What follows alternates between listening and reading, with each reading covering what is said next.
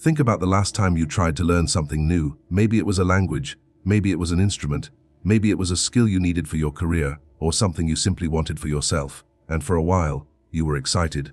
You showed up, you practiced, you tried, and then something happened. It got hard, it got slow, it got frustrating, and somewhere in that frustration a voice crept in, quiet at first, then louder, telling you that maybe this just isn't for you. Maybe some people are built for this, and you're not one of them, so you stopped. And here's what I want you to understand today. That moment, that voice, that is not the truth about your ability.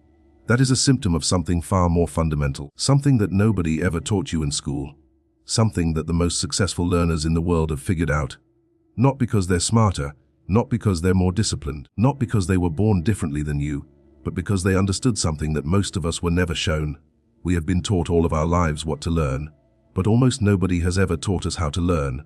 And that gap, that invisible, silent gap, is the real reason you're struggling. This isn't a story about effort. You have effort. This isn't a story about intelligence. You have that too. This is a story about something deeper, about the beliefs you hold, about the identity you carry, about the environment you've placed yourself in, and how all of those things, quietly and consistently, shape what you're capable of becoming. Because here's what I've come to believe. After years of studying the people who truly master things, mastery is not a destination. It's not a certificate on a wall. It's not the moment you finally feel confident. Mastery is a way of being. It's a relationship you build, with discomfort, with patience, with the version of yourself that doesn't exist yet. And the people who get there, they don't struggle less than you. They've just learned to struggle better. So today, I want to talk about the real reason you're stuck. And more importantly, I want to show you the way through. From the time we are young, we are placed in systems designed to deliver information. Teachers stand at the front of rooms and pour knowledge into us. Parents guide us towards subjects, sports, instruments, and hobbies. Institutions hand us syllabi, curriculums, and reading lists, and all of it, every single bit of it, is focused on what to learn, the content, the subject matter, the material. But not one of those systems, not one, ever sat us down and said, here is how your brain actually builds a skill. Here is what's happening beneath the surface when you feel lost. Here is why confusion is not a sign that you're falling behind, but a sign that you are right on the edge of a breakthrough. That conversation almost never happens, and the cost of its absence is enormous. So what fills that gap? A story we tell ourselves without even realizing it. A story that says some people are simply built for certain things and others are not. We call it talent. We dress it up in words like natural ability and gifted and born for this. And when we struggle, when we stumble through the early awkward, uncomfortable stages of learning something new, we hold that story up against our experience and we reach the only conclusion it allows us to reach. We conclude that we are not one of the talented ones. That conclusion is not the truth. It is the result of a flawed framework.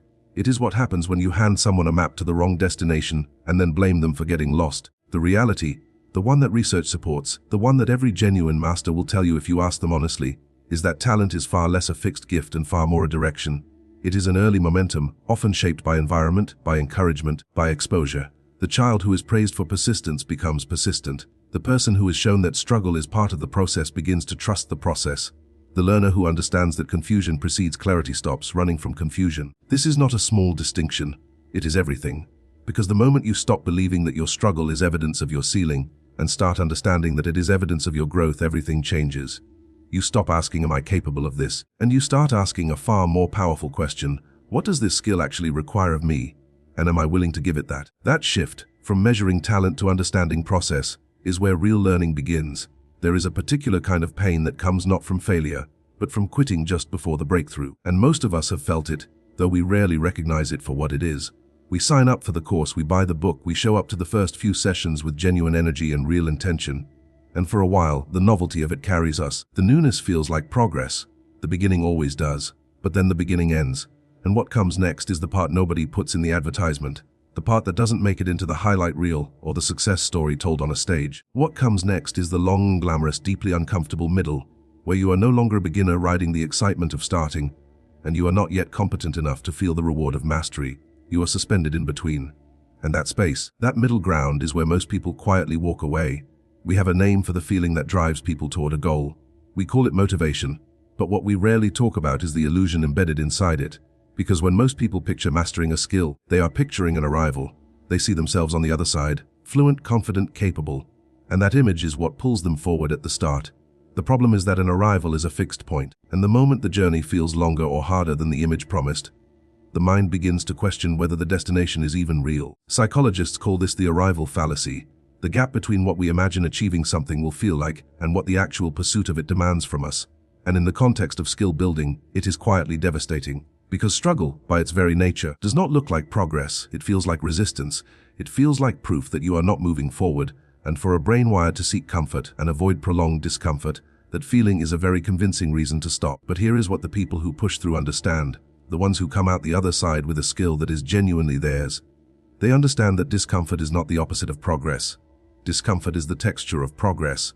Every moment of friction, every session where nothing seems to click, every attempt at that falls short of where you want to be. That is not the journey going wrong. That is the journey doing exactly what it is supposed to do. The struggle is not a detour from the path to mastery.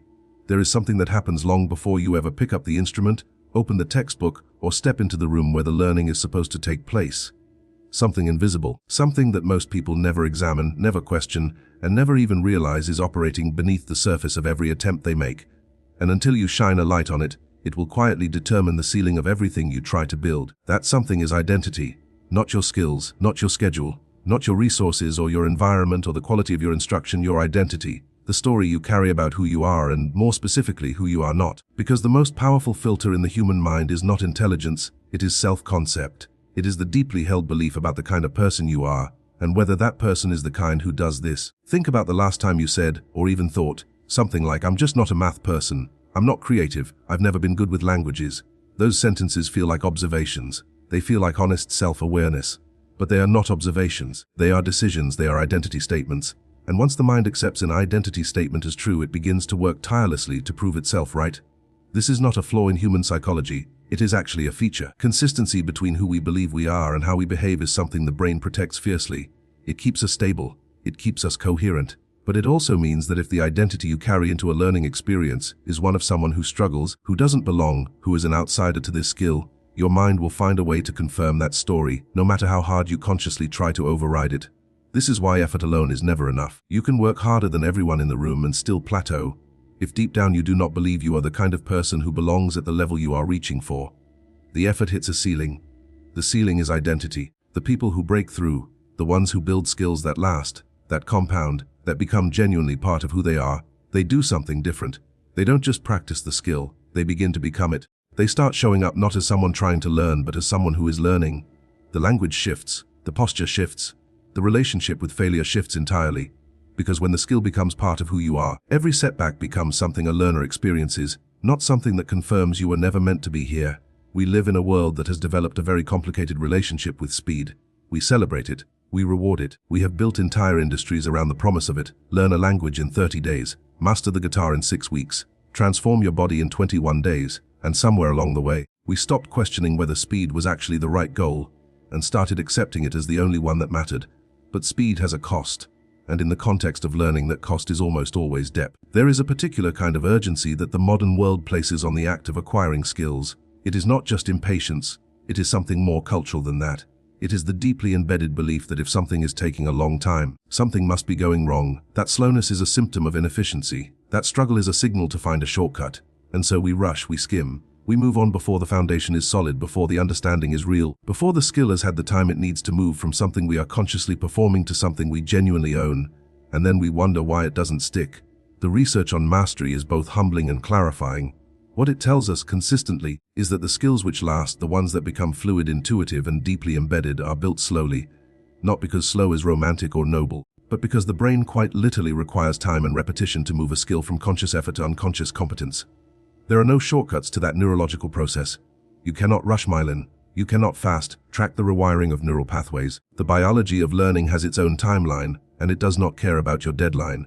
What separates the people who truly master things from the people who merely dabble is not talent, and it is not even the number of hours invested. It is the quality of presence they bring to each of those hours, and their willingness to stay in the slow, uncomfortable, unglamorous middle for as long as the skill demands. They fall in love not with the outcome, but with the process itself, with the daily, repetitive, unsexy act of showing up and going a little deeper than they did the day before.